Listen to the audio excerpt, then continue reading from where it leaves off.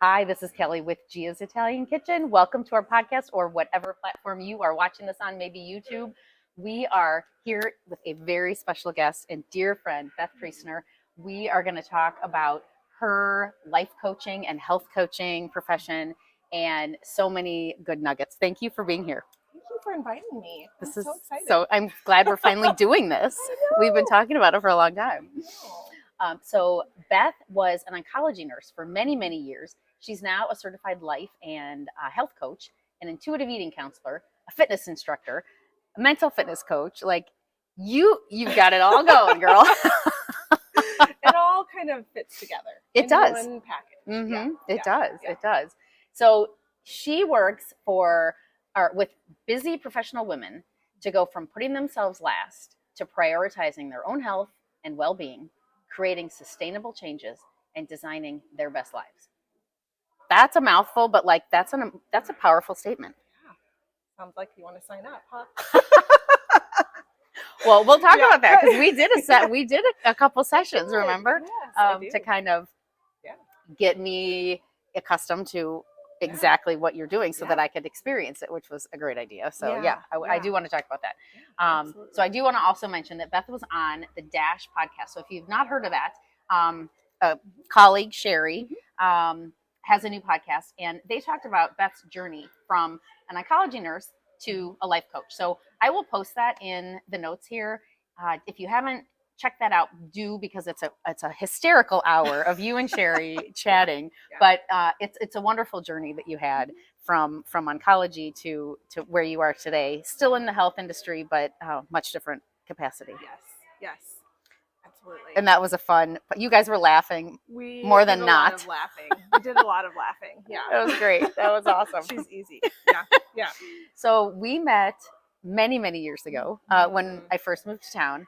And we both have little boys, or they're not little now, but had little boys. But we connected over our kids, but then we really grew together through our careers. And I mean, coaching, like we coach each other because we're sounding boards for each other. And I value that so much. So I think like this profession that you're in now is like, it's you, like it is so perfect for you. And I'm so happy for you. And I'm so excited to talk about this. Thank you. Well, I would say the same for you, actually. I am just amazed constantly by all of the things that you're doing. Oh, you're too kind. No, it's true. Really. It's amazing. So thank you. I will call you for YouTube and TikTok and oh gosh, all the things. Social media is so difficult and frustrating. Like I'll try to help you, but that is if anyone can help me with social media, send me an email because it's so hard. I think I said that on Sherry's podcast too. If you're looking for a gig, now we have a third person. Yeah, we're going to collaborate and we're going to figure this crap out because it's like cuckoo. Okay, so we did do a one-on-one session to kind of get me acclimated to what your programming is about. So why don't we start there and tell us about how that program, because I know you have many other things going on and coming up, but tell us about how that one-on-one coaching works. Yeah, and I think, can I back up a little bit? Absolutely. Like, why would someone even, like, what is a coach? That's a great question. Let's ask Beth. Well, that's kind of why we did the coaching session. Right. Because it's really hard to explain. And so, from the coaching perspective, I know that you have all of your own best solutions. Like, everyone has their own life, their own ideas, way better than what I would have, right? So my job as a coach is to look at the big picture, and ask you questions, get really curious, and kind of pull those things out of you. And then I hold you accountable and help you set goals that are realistic. And then you get excited when you have those wins. And when you see that you're falling down, I help you to realize you're not really falling down. You're just learning from this hiccup. And so that's what I do as a coach. But that is so important that you pulled these questions out of me, that I answered the questions. You weren't saying, oh, Kelly, you should do this, this, and this. Like you were you were asking great questions, but then it's a 12-week session, right? Where you meet in a cadence, maybe once a week or whatever cadence. Yeah. And actually I've built on that now. So my next programming will start in January and actually go through May. Oh, and I've got a couple of different programs, which the programming is not important. It's really what we're doing. Why would you do that? And so a big piece of what I do right now is, when you think about health and wellness, everybody will come to me saying like, oh, I want to lose 5 pounds. Or I want to, I'm stuck and I want to make this change. Or maybe they're like heading towards retirement, or there's something going on, right? So first it's getting people to kind of practice and learning how to check in with themselves and take those breaks, and take that time, because you can't actually really make big steps forward if you don't first take the time to check in and figure that out.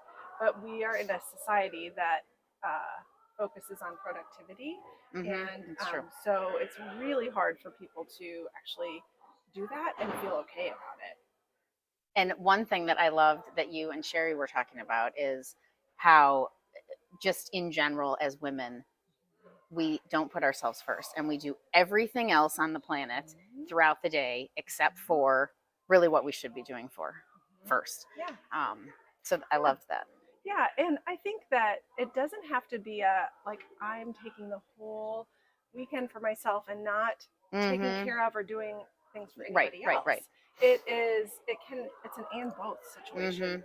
And you think about the times when you can, whether it's during your super busy workday or a busy weekend at home or your evening, even like those transitions, if you can take some time for yourself and recenter, and that doesn't mean like scrolling on social media, right. Then you show up better, right? You show up better for your family. You're more productive. Your relationships are better with yourself and your significant family other or your coworkers. Yeah. So it's you have that little voice. Everyone has it. I have it. That voice that says, "Keep going, keep going, keep going. Don't stop." And so, but if you can kind of like slow that down and actually shut that off and practice doing that, then big opportunities open up. Well, and I think that's where I'm thinking that the accountability comes into play, because it's so easy to, I'm going to do some more laundry, or, I'm going to go do this thing, and not do the hard thing. And so I've really been trying to focus on, if I've got a laundry list of, say, 5 things, and 4 of them are really easy, and the 5th one's really hard, just like do that one first, like get it over with. Oh, interesting. Yeah. Because if I do those other 4 things, I might not have time for the 5th, and then it doesn't get done. And so I've been mindful about, just start with the hard thing. Yeah. Just get it done. So how important is the accountability as a portion of this coaching? Yeah. It's a big piece. And I think not so much in the way that most people tend to think about accountability. So often, I do group coaching as well. And so often it's the other people in the group holding each other accountable to show up and to encourage one another. And but it is a big deal. Like if you've been a group fitness instructor for a lot of years, and that's part of why that works, is because people have this group and they know that people are going to ask where they were if they don't show up. Yeah, that's true. Yeah. So same kind of thing.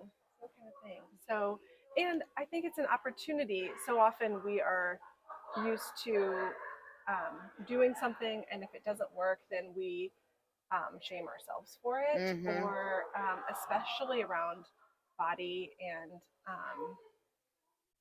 just our own health and wellness. We're almost to the beginning of the year, which is a big one for a lot of people to set New Year's resolutions. And so what I really focus on with women is to really come through a lens of compassion and curiosity rather than shame and guilt. So if something didn't work, maybe it's more of a systemic issue. Maybe it's not necessarily your issue, or maybe like maybe you had to do the 4 other easy tasks first and not doing that one. Yeah. You know, like, I don't know. But instead of like just beating yourself up for it, let's figure something else out. You know, as I listen to other podcasts and other, you know, audibles or whatever, that's true in business too, where if it doesn't work, don't beat yourself up. Learn from why that didn't work and just try something different. But don't beat yourself up over here. Just like change and kind of pivot.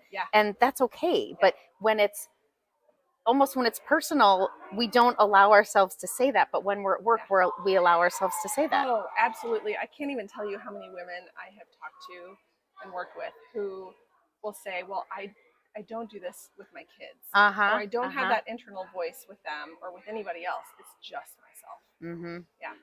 Very true. Okay, so let's talk about, I want to talk about the intuitive eating, but you just made me think of another question too. Do you believe in New Year's resolutions? You know, I think for some people, it works really well for them and they really love to do that. And it's a thing that they've always done. And so absolutely. Do I believe in weight loss New Year's resolutions? Nope. Good clarification of the question. Nope. Well, so I've been thinking about that as well. And one of the other things that I've read or somewhere podcast is habit stacking. Yes. Instead of a New Year's resolution to say, how can I make this which is what you're doing. It's a lifestyle change. It's not a resolution where I'm going to, go, 50 miles an hour in January and then I'm going to just be like, okay, that was fun, but and you I can't quit. Sustain it. Right. Yeah, absolutely. So I love habit stacking and I do it myself. There are a lot of great books. Shoot, I'm trying to remember the name of one of my favorite books. I don't know. That's okay. If we think of it, we'll post it. But the idea also is think about not just the habit that you want to start, but think about if you're a writer, if you want to be a writer, what does a writer's habits look like? So they probably sit down to write for a few hours a day at least, and so it's not just that you're scheduling that time to write, it's that you're thinking about who is this that I want to be? So what's one of your habits that maybe you do every day or every week that you stacked on top of something else that has been sustainable for you? I didn't prepare you for that question. I just thought of it. Well, okay. So this one is going to be kind of funny. So I don't know, maybe you'll edit this out later, but this actually happened to me this week. So I'm just going to share that I'm on hormones, right? So I have an estrogen patch. Okay. And my reminder was to change it on Fridays after I taught, but before I showered. Okay. And this week I taught on Wednesday and I automatically switched it. And then I went, oh man. So that's kind of a dumb one. That's so funny. No, it's not. So this is a funny one too. So my mom's habit stacking item is she's my mom and she turned 80 this past summer, which is astounding. And she's so healthy and active, but she wants to keep healthy and active but she can't always do body pump anymore because she used to do that. So you know what she does? She stacked while she brushes her teeth for 2 minutes. She does squats. I love it. I know. I'm like, Mom, that's genius. Oh, I know. How so cute good. Is that? Yeah, actually, physical therapy does that. They taught me to listen to audiobooks or podcasts while I was doing PT. Yeah, really good. Really helpful. I know. So one of I have a few things that I do on the regular. One thing is I just try to move my body. Yeah. And what that has looked like for me, especially in the last couple of years, has been very different than historically. And so that is something also that I work with women on, because you get to a certain age, often around just 40s, 50s, 60s, and your body is not feeling the same that it did. And so, I was body pump instructor for years and years and 18 years. That years. Long? Oh my gosh. 17, wow. 18 years. And did it for 5 years before I even started teaching. And I was 10 when I started. Yeah. Right. So, but my body, like, I love doing it. It's fun. I feel strong, but also I push myself too hard, and my body just won't do that anymore. And so I've had to learn how to really pull back from that and try other things and find what really feels good for me and my body. So do you not do pump anymore at all? No, oh, wow. no, Okay. no. Okay. So, and then I try and get outside regularly, and I do mental fitness, which we can talk about too. But I do a regular, like, every day. I probably spend, it's not a lot, but probably 15 to 30 minutes, depending on the day, of just time doing visualizations or meditations or just stopping what I'm doing and checking back in. And it's been I love that. life changing for me.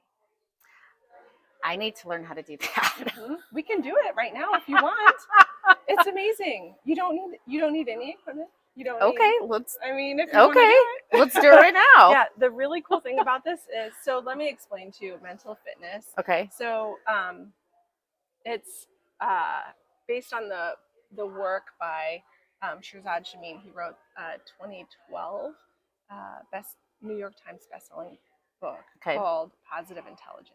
Okay. So the program and the business is called Positive Intelligence. Okay. Mental fitness is the practice, and mental fitness is the percentage of, let's see, how did we describe it? Your ability to respond to life's challenges with a positive rather than a negative mindset. So it's not saying that you don't ever feel the negativity. Sure. Okay. It's just saying, like, you don't have to choose to live there all the time. Okay. Right? So it's acknowledging all that stuff, putting your hand on the hot stove, but then taking your hand off the hot stove, right? Okay. So the really beautiful thing about this is that you can do this at any time. It's not like meditation. So, like, I'm doing it right now. I'm wiggling my toes, and I'm like, it's pulling me back into my body. Because that's your little trick? Yeah. Okay. Or it can be, it's using any of your sensations. So it can be touch. So let's do this one. Okay. Okay. And we're in a public space. Yeah. So we're going to pretend like we're just by ourselves. Yeah, right. It's fine. Okay. So go ahead and close your eyes. Okay. And just take a couple deep breaths. And I'm going to have you go ahead and rub 2 fingertips together. With one on each hand? Either way. Okay. Doesn't matter. Just such attention that you can feel the fingertip ridges on your fingers. Okay. And your mind's going to wander, and you just are going to come back. Now I want you to go ahead and rub all of the fingertips and palm of one hand against all of the fingertips and palm of the other hand. Notice the sensations. Notice the temperature.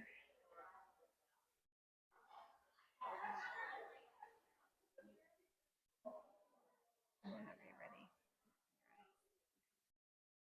Those 10 seconds at a time, we call those PQ reps. 10 seconds at a time, and you can do them anytime. So, like, I'm still rubbing my hands. I know, right? I know, it's great.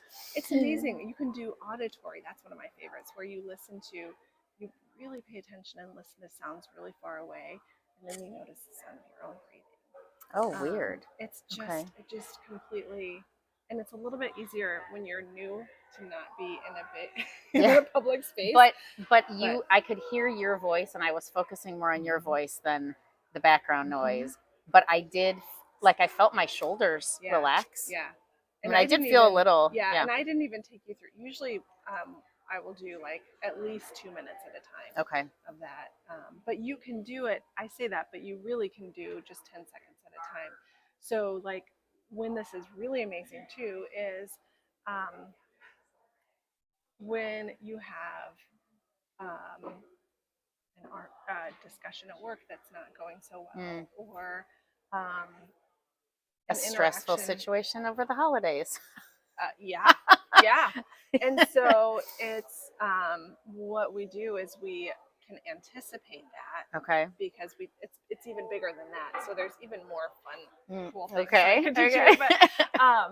But it's anticipating those things choosing how you would like to respond. So you're actually building new neural pathways in your brain because you're choosing a different response. And so every time you visualize that, you're building up those new neural pathways. Okay. So if I'm in a stressful situation at work, am I getting through the situation and then doing my 10 seconds afterwards to calm myself, or am I interjecting in the situation? Great question. Yeah, so the intent is that in that moment, you are recognizing, because you've been practicing this, you're recognizing that feeling in your body, or that like, I'm getting hijacked by this. Yeah. And so you're doing those to like bring yourself back into your body. Okay. So that you can choose. Maybe it's that you are going to respond with more questions, more empathy. Think about how do I want this situation to unfold, like at the end of the day or at the end of the meeting or whatever. Or maybe you just need a minute to not respond. Yeah. So, and that works sometimes, and sometimes it doesn't work, and you still get hijacked. So it's not saying that you're never going to get hijacked by that. That's completely unrealistic. Sure. And you're probably, if it's depending on the level of the situation, you may need to do that again later. Right. You might need to do both, during and after. Yes. So interesting. That was so cool. Yeah. Thank you. Yeah. Thank you. Absolutely. So you also have some retreats coming up after the first of the year. So tell us about those. Yeah. So I'm co-hosting the retreats with a friend of mine and colleague. Her name is Natalie Benway-Corral, and she owns the Well Lived Life. And so the retreat in January, I think it's January 25th or 26th. Don't quote me. Well, we'll get the exact date. We'll post it in the notes. Yeah. So that is a kind of rest and relaxation. We call them hygge because that's how it looks, but they're hygge retreats, which is like a Danish word for cozy conviviality. Oh, cool. So, so it's like you've gotten through the holidays, you've done all the things for everybody else. It's time to just slow your roll and take some time for yourself. Everyone will have a 1-hour massage. Nice. We'll have a catered meal plus other amazing food throughout the day. And this is a one-day thing, right? Not an overnight? Yeah. Okay. So anyone could commit to, like, I need one me day. Yeah. Totally. Okay. Listen, it's like way cheaper than driving to Chicago or like going somewhere. Just come with us. Right. And we'll take care of you for the day. And it's in a beautiful setting. Is it on Lake McBride? Or on? Yes. Okay. Yes. So that'll be phenomenal. Yeah. Okay. It'll be beautiful. So there's one in January and then one at the end of February. Okay. And that one is pleasure and play. So Natalie is a licensed psychotherapist, and she does marriage and sex therapy. And so this will be about just pleasure and play for yourself and maybe your relationships, and but learning how to identify what does that mean for you. And not necessarily like sexual, but even like sensuality around food or around just your body, and figuring that out. We have a tendency to not talk about that or think about it. Okay. Yeah. Wow. Yeah. And same thing, massage, amazing food. Okay. And just us taking care of you so you can relax. So how many people, what's the capacity? We only have room for 12. Okay. Day. So it's a small, intimate. It's a small group. Yeah. Okay. Yeah. Where hopefully you can feel women. comfortable. Yeah. Yes. Okay. Only Good women. point. Yeah. Yes. And it's really, if you've been to any of Natalie's retreats, she is amazing. And I mean, me too. You'll be there. I'll be there. And you're amazing. You heard it from Kelly. It's true. You're so sweet. No, so really, this is what she does. She facilitates retreats, and she's a therapist. And she's just like, we've collaborated on other things together. We have fun. It'll be easy. You'll connect, and you'll walk away thinking like, sign me up for next year. Okay. Okay. So yeah, That's exciting. Yeah, absolutely. Okay, so do you want to talk about the intuitive eating, or are you, Sure. because you're still doing Yeah, that yeah. as part of Yeah. your coaching? Okay, Yeah. so I know what that is, but tell us what does that mean? Because it's not really what you it is what it sounds like, but it's not what it sounds like. Yeah, yeah. So intuitive eating is really a holistic, like mind body connection and awareness around food and your relationship to food and your body movement. So it's about learning how to respond to your body's cues. So when am I hungry? When am I full? What do I love to eat and what don't I love?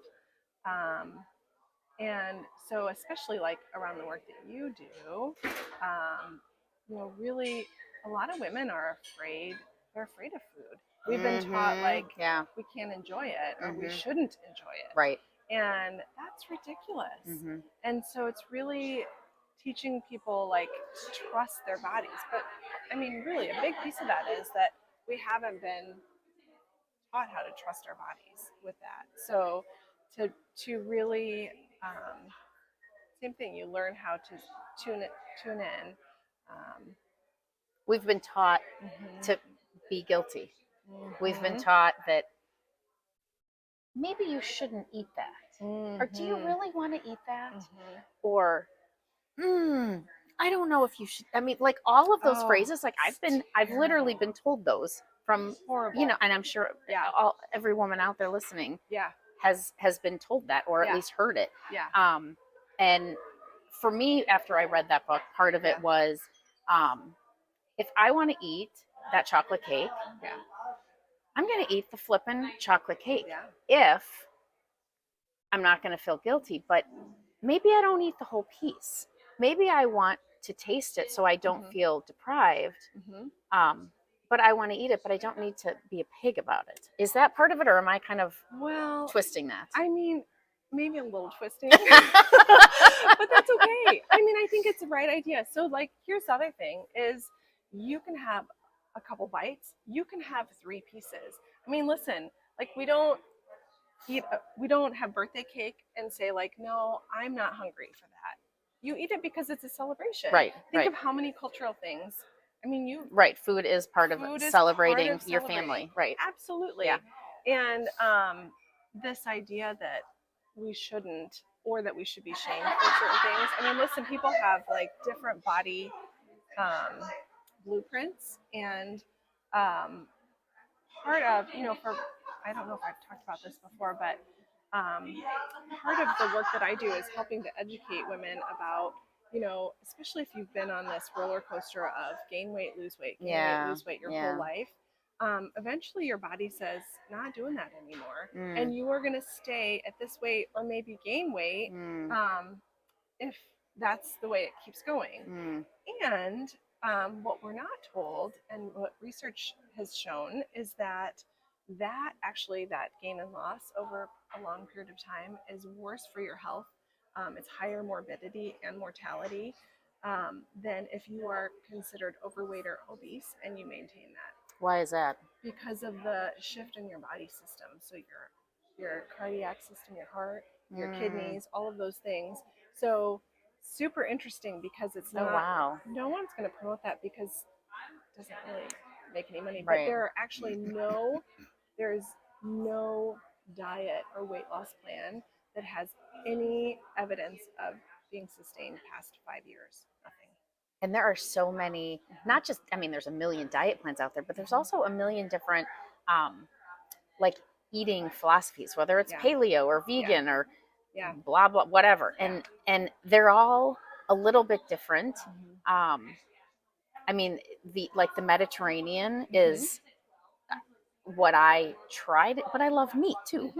And I love carbs. I love all of it. And so I can't stick to any of those either, but they all claim to be the best for your body. Right. Which is so interesting, because like your body is so different than my body is so different than the next person. Right. So how is it that one exact thing, and I don't like the same things that you like. Right. And so Again, and I'm glad that you brought that up. It's so it's scary for women to think like, oh, I need to figure this out. Like, yeah, right. Somebody else isn't just Right, going to tell right. me what to eat. Like, it's a lot easier Uh-huh. to say, like, I can have this many calories, I can do this much, I should only eat this. That's a lot easier, actually. Intuitive eating is actually harder for most people to practice. Shoot, I had a thought and it just So is part of the intuitive eating that, and the listening to your body, that, and I'll go back to the chocolate cake. So if I eat the chocolate cake and it doesn't make me feel good, like I have an upset stomach, I'm dragging, I'm lethargic, whatever, and then tomorrow, is part of the intuitive eating to ask myself, should I eat the cake not because I wanted it or I liked it or it tasted good, but it didn't make me feel good physically? Is that part of it? Yeah, and not even a should, but like, how do I want to feel afterwards? And also, I know what I was going to say. It's the decoupling the morality. So it's taking away that cake necessarily is like a forbidden food. So it's saying, do I want a cake or do I want a piece of cake or an apple or something or whatever? Okay. And it's making those things equal value. Okay. By food habituation, which means I have full access to that chocolate cake all the time. So I'll give you an example. I had a client who shall remain nameless. Okay. Who loved ice cream. Okay. And so the way that we did this with her was you pick one flavor, one brand of ice cream, and you have that ice cream in your house, and you can have it whenever you want. The deal is you need to be present. So you're not scrolling on your phone, you're not watching TV, you're not reading a book. You're fully present and paying attention to how the food tastes, how it feels, which also is really hard for people. Yeah. Like, how many times do you eat without thinking? You're not thinking about it. You're just like shoving it in while you're watching TV or doing whatever. That's a bad habit. Huge, yeah. huge, especially for kids. That's like my main thing. Yeah. So so over time, she actually, she normalized having that ice cream around. Like, it can take a long time. Like, it can take years if you've been restricting foods for your body to really, like, you can know intellectually that I can have that whenever I want. Yeah. But it's like getting over that. I don't know. It's just teaching your body that you can actually have it. And then, like, now, the last time I talked to her about it, she was like, "Oh my God, this exceeded my expectations." She said, "We have tons of different ice cream, and I don't even think about it anymore." Oh wow. Okay. Yeah. And she'll have it if she wants to. But that's the whole point, is like, you just normalize having all of the food. Okay. And of course, there is some food that's maybe better for your body, but in order to get there, you have to start back here. Yeah. Okay. Interesting. So do you do the intuitive coaching as one-on-one or group or both? Both. Okay. Yeah. Okay. Yeah.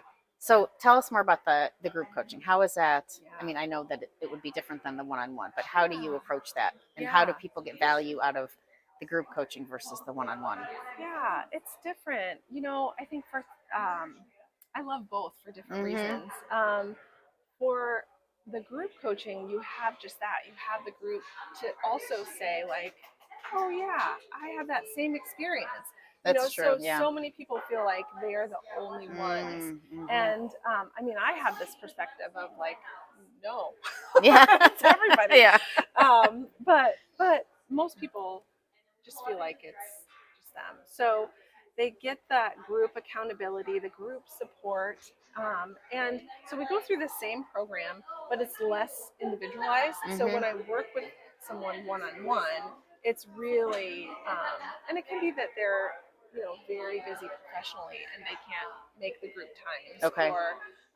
Or maybe they just want that personalized coaching. Okay. So it's really looking at their life and what they need. Okay. And setting up very specific goals in their life. Okay. Okay. So tell me, throughout this process of becoming a coach, Who has been a mentor for you? And you even prepared me, and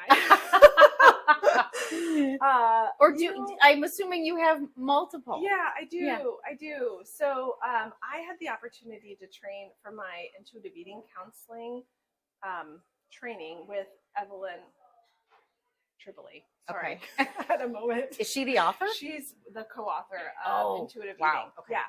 So she was, I mean, that was tremendous. Yeah. And then I have worked with other coaches professionally, you know, as a nurse leader. And so that was kind of my first experience working with a coach. Okay.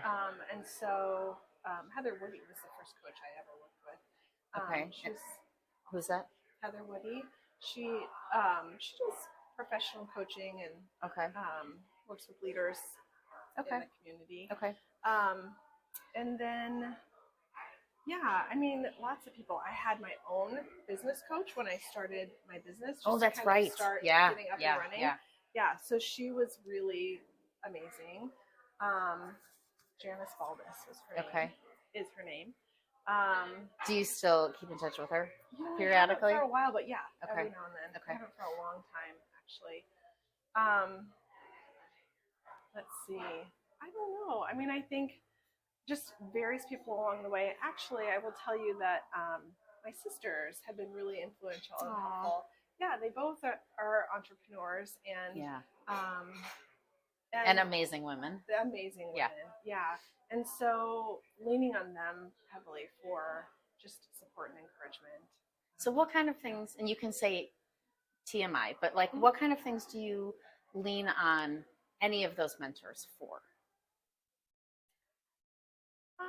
Well, I mean, I think you talked about this earlier with just being an entrepreneur, and a business owner, you're going to hit snags. Yeah. So, you know, when you just hit challenges that you are unexpected, being able to, I mean, if you're working on your own, you don't have anyone to bounce those things off. You don't have anyone to talk to. Yeah. Yeah. So it's really just like being able to talk through things with someone else as a sounding board.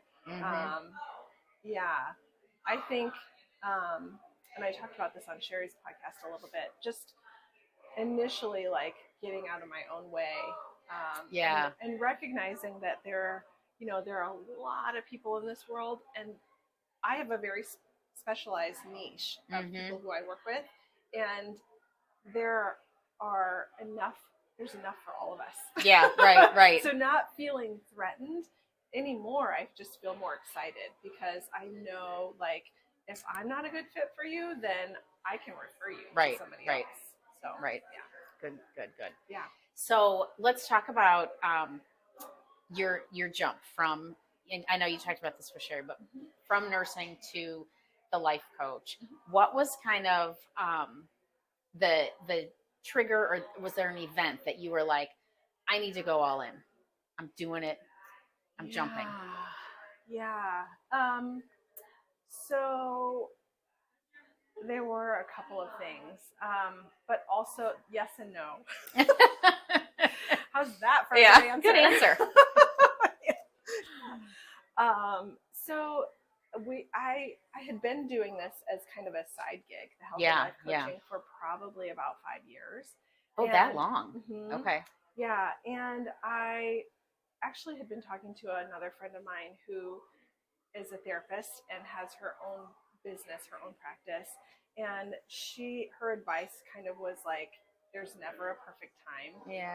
And, you know, you kind of have to just take the lead, which is consistent with all of the other training and things that I had been reading and people I've been talking to. And I had read a couple of books that were really inspiring to me. And my son was graduating from high school, and I felt like, actually at the time I had no clients when I decided. Oh, you are a brave girl. Yeah. But you are a badass. Thanks. So are you. I love you. So are you. I love you too. But yeah, and my husband was super supportive, and I just kind of felt like, if I wait 10 years, I'm not going to do this in 10 years. It's like, I just need to do this now. Yeah. I was at a place in my nursing career that I was kind of stagnant and I wasn't super excited about it. And I just, as far as my life, I was like, yeah, something needs to shift. And I'm going to tell you this, and you can edit this out later if you want. I actually have never, I don't know if I've ever publicly told anybody this, but drum roll. I know, and people might be like, oh, I'm working with her after that. But I really, like, I had been meditating pretty regularly. Okay. This is before I did mental fitness stuff, but I'd been like on the regular, and really, you know, if you are a meditator at all, you often, the people that I know anyways, often will think about, like, if there's something that you're thinking about or stressing about, you'll kind of have that in the back of your mind to meditate on. As like, we'll just see what pops up. And I swear to you, I mean, I had this like, should I quit my job? Should I quit my job? And I swear to you, I had this voice that said, quit your job. And I was like, okay. So, I would love it if there was a voice that told me what to do. I know. I don't normally hear voices. I should have said that first. Disclaimer. So, yeah.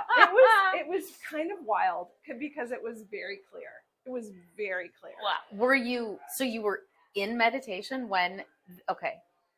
Wow. That is so cool. It was pretty wild. I've never, ever had an experience like that before. Wow. But you had been struggling with this for a very long time. I had been. Yeah. And I just kind of felt this peace about it. Like, it's going to be okay. So, and I did it. And now you're flipping amazing. You're Coach Beth. You're sweet. Oh, this is so exciting. Yeah. Okay, so how would someone know if they needed a life coach? Like if I'm going through whatever in my career or in my personal life, how would I know, gosh, this is what I need? Oh, good question. You know, if you're stuck. And I will say that I'm an advocate for everything, right? For therapy, for coaching, for all of the things. And so like therapy is like looking back, reflecting, a little bit of looking forward, but mostly like and dredging up issues. Yeah, and talking about those things. Yeah. Coaching is really forward focused. So if you have something that you're stuck and you just need help, like moving forward, that's where you pull in a life coach, or it could be a career coach, or it could be a business coach.